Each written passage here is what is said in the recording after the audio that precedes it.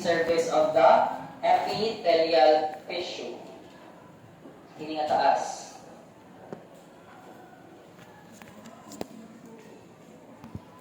Or on the surface. Okay? Now, other parts or other modifications, we have cilia and flagella. By the way, this one is epithelial tissue. When we say tissue, it relates to what? Muscles, no? And when we say epithelial, it relates to epithelial skin. Okay? Panin. Epithelial tissue. Or panin.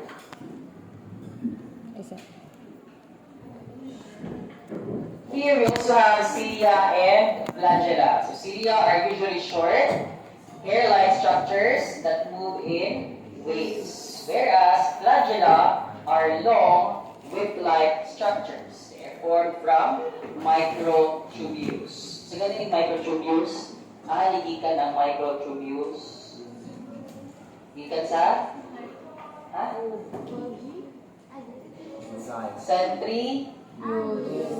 Centrioles. Cytoskeletons.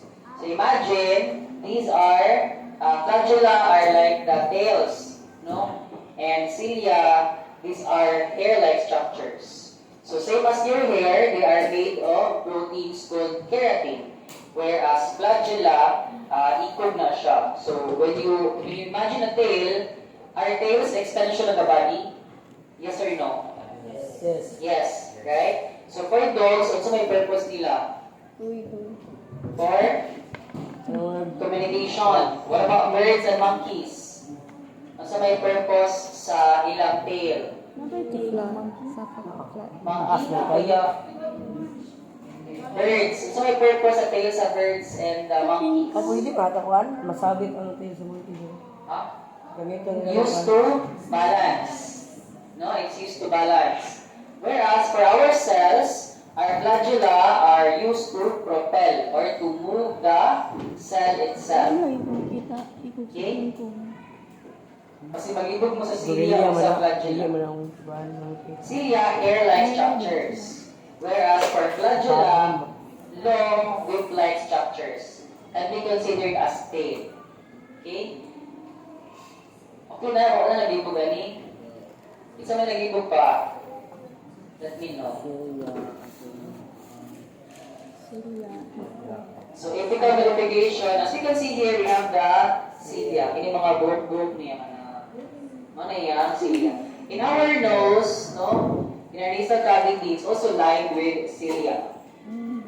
So, may purpose niya. Other than to move the mucus, it is one of the hairs that collect dusts and forms. So may English sa kuwan? Booger. So may Bisaya sa booger. Itlog. No? Ganun na siya. Whereas, the flagellum here, flagellum is singular. Flagella, plural. So, unsa man ni siya? Sperm. This is a sperm.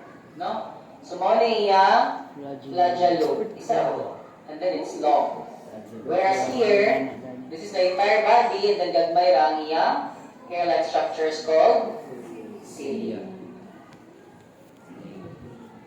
We also have villi and microvilli. So villi are finger-like projections that arise from the epithelial layer in some organs.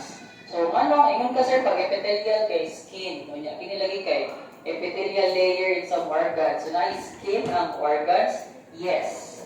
No? Each of our organ, na siya skin-like covering. Like say, for example, in our heart, we have the pericardium. It is a membrane or mura siyang tanit na nag-cover around the heart. In our lungs, we also have the pleura.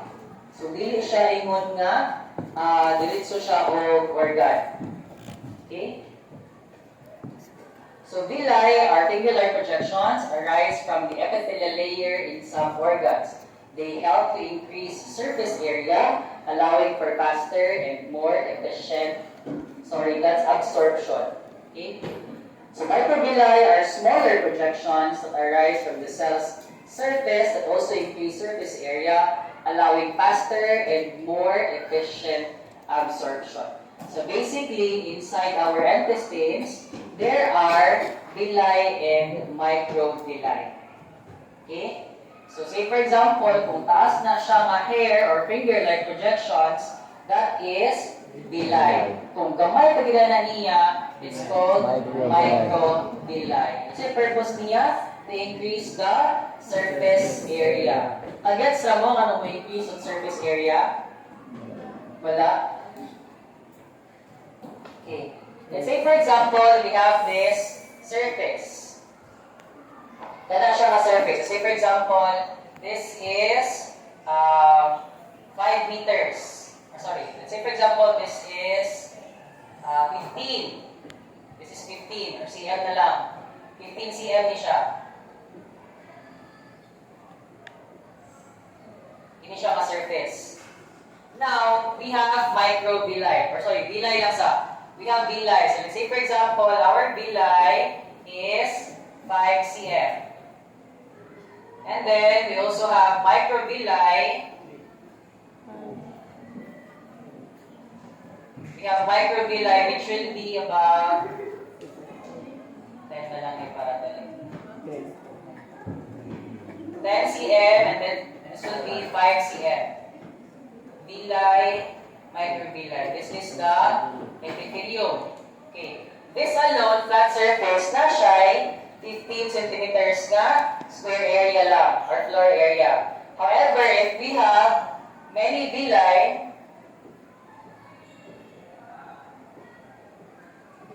and then we also have microvilli,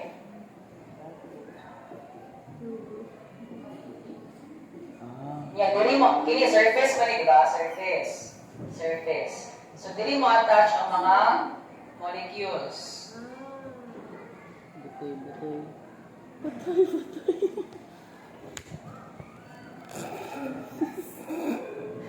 Utong ninyo ha. Okay, man. See, for example, okay. So, pila ba ang surface area sa villi? We have 10 centimeters. Pila ka bro ako villi mo? 1, 2, 3, 4. So, pila naman siya? 40. Pila ka microvilli? 1, 2, 3, 4. Pila naman? So, 20. 20. So, ang surface area from plane 15 centimeters, we have 15 plus 40 plus 60, 20 is equal to 75. 75 centimeters na iyang surface area. That's why it says here na the villi and microvilli increase, they help to increase the surface area and help in the absorption. So, ano absorption man? These modified cells, they line our intestines, and all the nutrients from what we eat are absorbed in these modified cells. Okay? So, ang atong tiyan, dili siya ingon nga tiyan lang siya, nga flat lang. We have microscopic cells such as villi and microvilli, which are modified to help increase the surface area and also help in the absorption of nutrients. Otherwise, ang atong ipangkaon, ato lang ilibang gulinso. Diba? Sige na siya. Gets ra?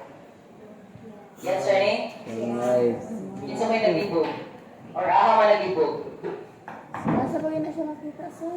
Intestines.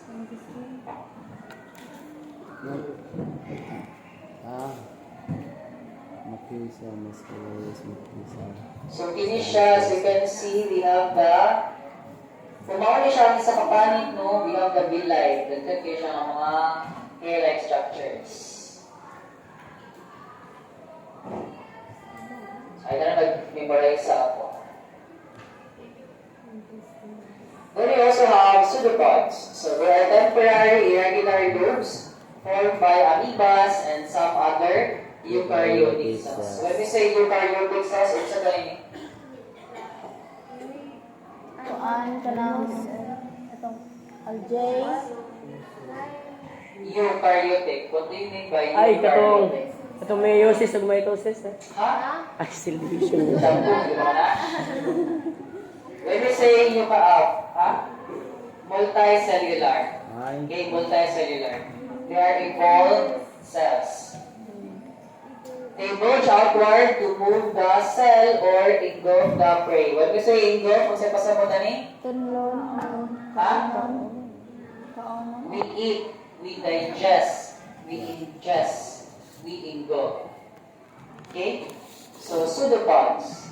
Again, they are temporary, irregular lobes formed by amoebas and some eukaryotic cells. Basically, ang ilang function is to engulf prey. So, sa maling prey? In cells, mo ni mga possible bacteria or foreign microorganisms. Then we also have ECM or extracellular matrix. So, mali siya. It's a compound secreted by the cell on its apical surface. So, ganing apical? On the upper or top nga surface. Okay? Cell wall is the extracellular structure in plant cells that distinguishes them from animal cells. Glycoprotein is the main ingredient of ECM in animal cells. So, in animal cells, we have the cell membrane. Diba? Kung mayroon taong animal cell, it's just the cell itself, and then we have the nucleus, and then we have the cytoplasm, peroxisomes, lysosomes, ribosomes. However, in plant cells, they have an ECM.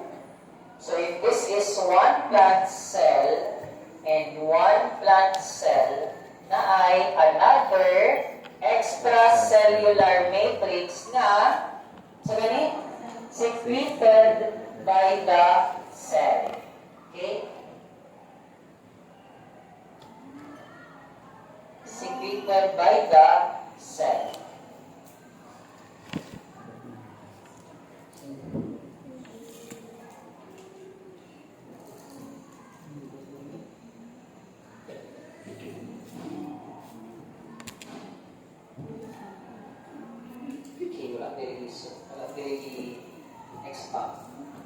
Now, these are the apical modifications.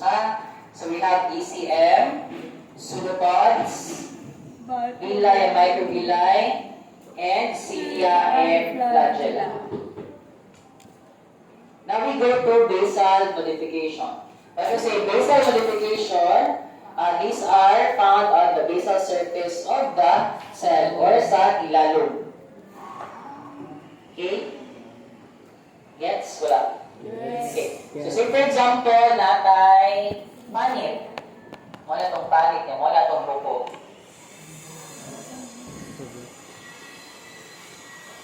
Ayan. So wala tong, mag-aaway, mas bila. Wala tong surface.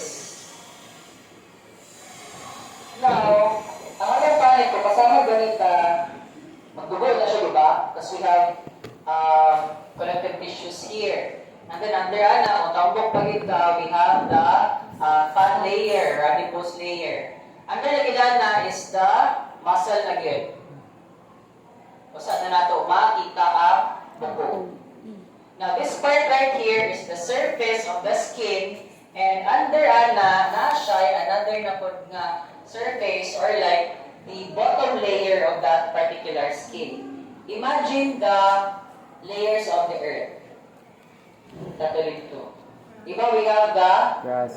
crust, mantle, and then the core.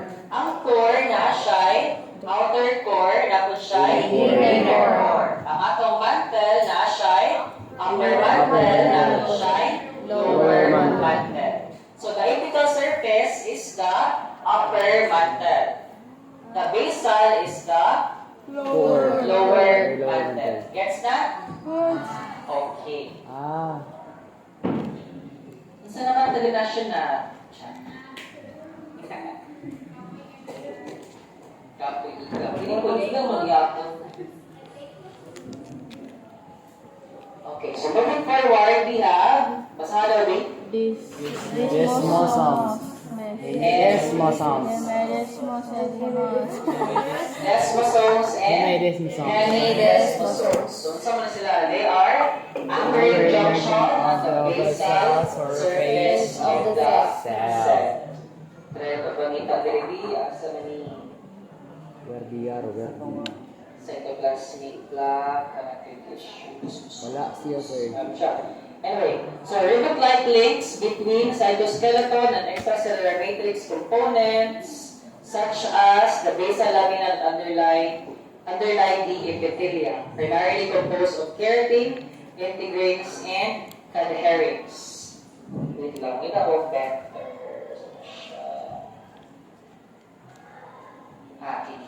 Okay.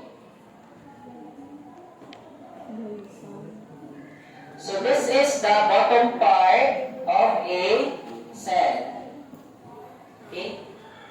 So ilalaman ni na siya ay atong mga desmosomes, pectins, heterodimers,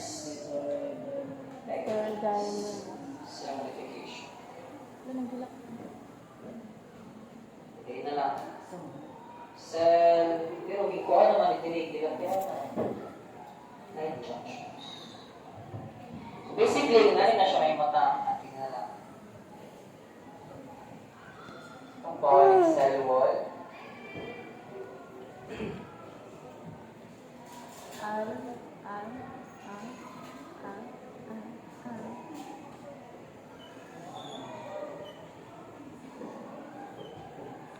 Wow, fantastic design. Okay. This is the apical surface. This is the basal. So na din if we zoom this in apart, na nandiri ang mga desmosomes and hemidesmosomes. So this one gyapon. Sir, anak ka kay ito anak ka kay nasa basal. Pero if you look at this orientation, na siya sa apical surface ani nga particular cell. Okay, asa man yung origin? Ikan dinhi sa basal surface of the previous cell. Okay. Na po orientation na instead nga pa yung nani anang cell palateral siya.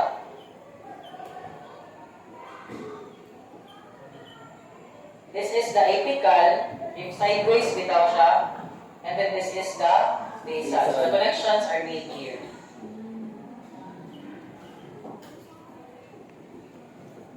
So in cells, or in biology, we have different surfaces. We have posterior, inferior, dorsal, apical, basal.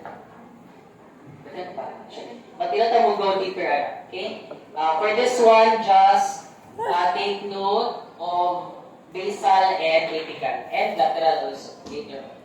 Okay?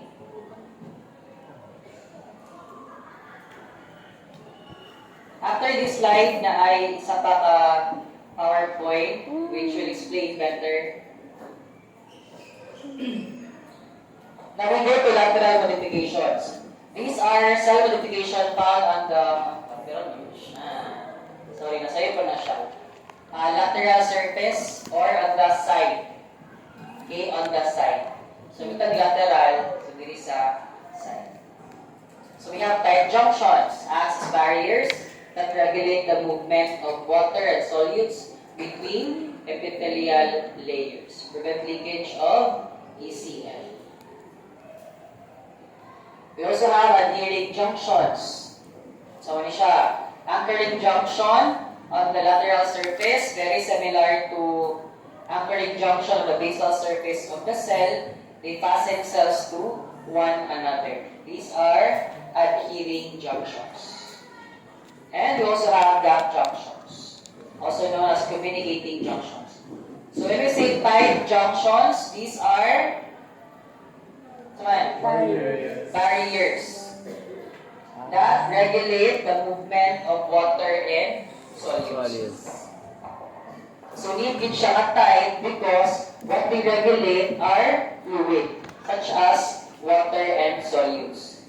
Same sa inyong mga balay, or even bisag unsa nga mga tubing, no? Tube system.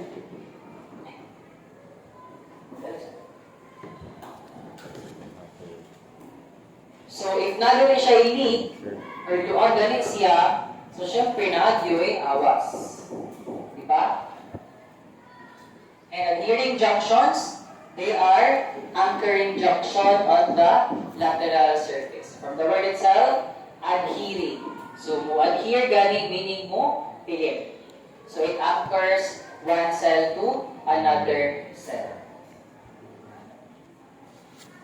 And we also have gap junctions, also known as communicating junctions. Fusible channels that connect the cytoplasm of adjoining animal cells. Presence of connexon.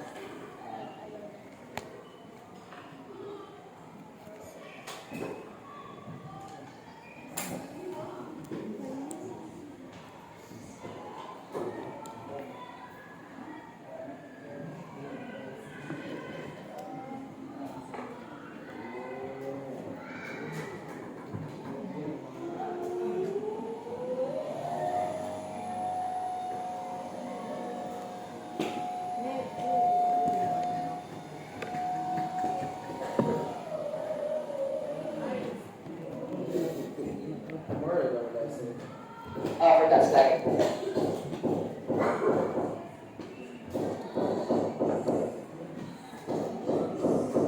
Okay, now we have tissues. Again, pag tissue gani kay muscles. So there are different kinds or types of muscles.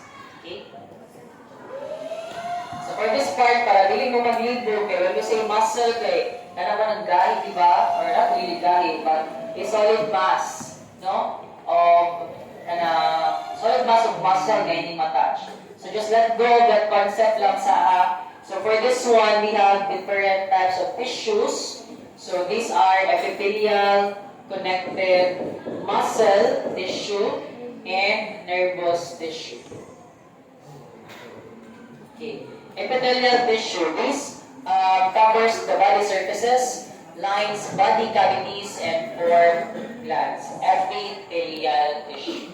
So basically, it's like a lining or a skin. So as you can notice, our skin runs through every inch of our body. Diba?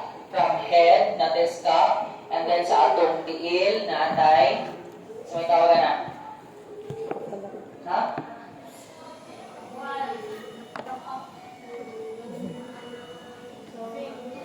Ha? Parang mag-ups ka mo. Kubal or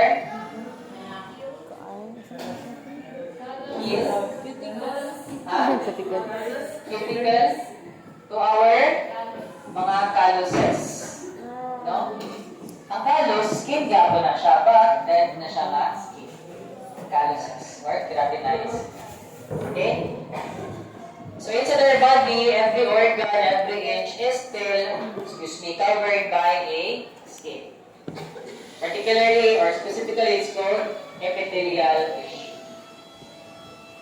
Now we also have connective tissue. Underlies or supports the other three basic tissues. Kung saan itong basic three tissues?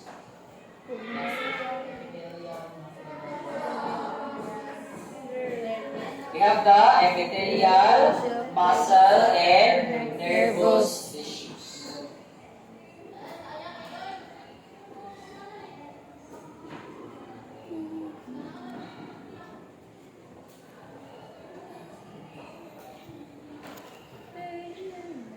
And we have the muscle tissue. So made up of contractile cells and is responsible for movement. So we have cardiac muscle cell. For example, makita? Cardiac muscle. Sa? Heart. So good no. And then we have skeletal muscle cell, or muscles that are found on the bones. And then we have smooth muscle cells. So example ani? Our intestines, stomach. Those are scale muscles. their organ, at the same time, they are composed of muscle. Same sa atong heart. Our heart is an organ, right? Pero unsa may iya, unsa man nga muscle na nag-form niya. So, cardiac muscle. And last but not the least, we have nervous tissue. They receive, transmit, and integrate information from outside and inside the body to control the activities of the body. Nervous tissue.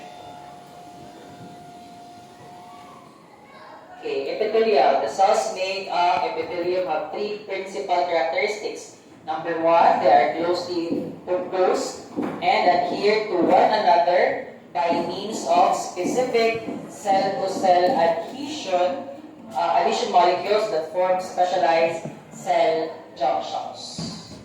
Kaya kung sa may tabo, buluan nga itong panit, syempre mo natag na yung mga samad-samad, di ba? So, delikado mo gani masamad sa gawas, how much more masamad ang sulod? Imagine na, mubuto ang imong colon. So, mabot imong tahi. Kamay. Sa may purpose sa colon? The purpose, kabayo mo si colon? Ay, large intestine. Ano yung purpose sa large intestine? Sa? Dito magpundo ang mga kinaon or waste. Basically, tae. No? What's the purpose of the small intestine? To absorb the nutrients. And what's the purpose of the stomach?